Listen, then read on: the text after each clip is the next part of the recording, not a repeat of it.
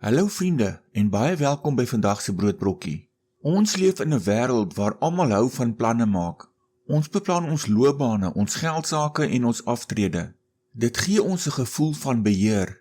Maar wees eerlik, hoe gereeld maak jy planne sonder om die Here eers daarin te ken? Ons sluit hom maklik in by ons geestelike lewe, maar vergeet van hom in die alledaagse praktiese dinge.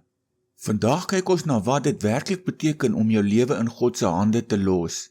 Ons skrifgedeelte vir vandag kom uit Psalm 37 vers 5, wat soos volg lees: Laat jou lewe aan die Here oor en vertrou op hom, hy sal sorg. Wanneer ons hierdie Psalm grammatikaal histories beskou, sien ons dit is geskryf deur Dawid toe hy al oud was. Hy het teruggekyk na 'n lang lewe vol storms, politieke spanning en vyande wat hom wou vernietig.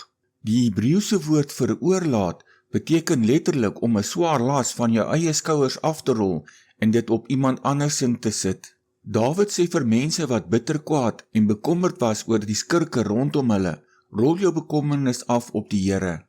Dit is 'n opdrag vir die lewe van elke dag. Ons het dikwels die gewoonte om te beplan met die slegte dinge in gedagte.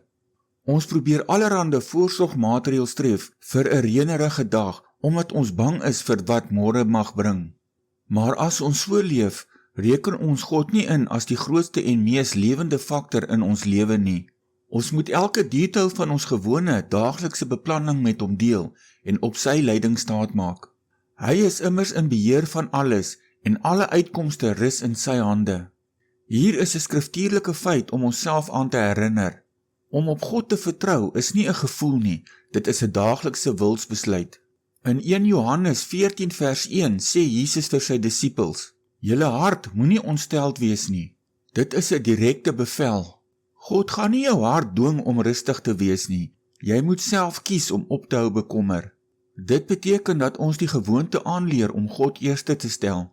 Al val jy 100 keer op 'n dag terug in bekommernis, staan op en rol daardie las weer terug na hom toe. Hy sal sorg. Kom ons bid saam.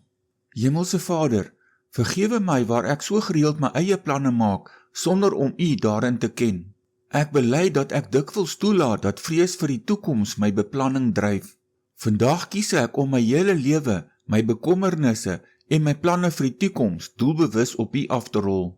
Dankie dat U my anker is en dat U vir my sorg in die groot en die klein dinge van elke dag. Ek vra dit in die naam van die Here Jesus Christus. Amen.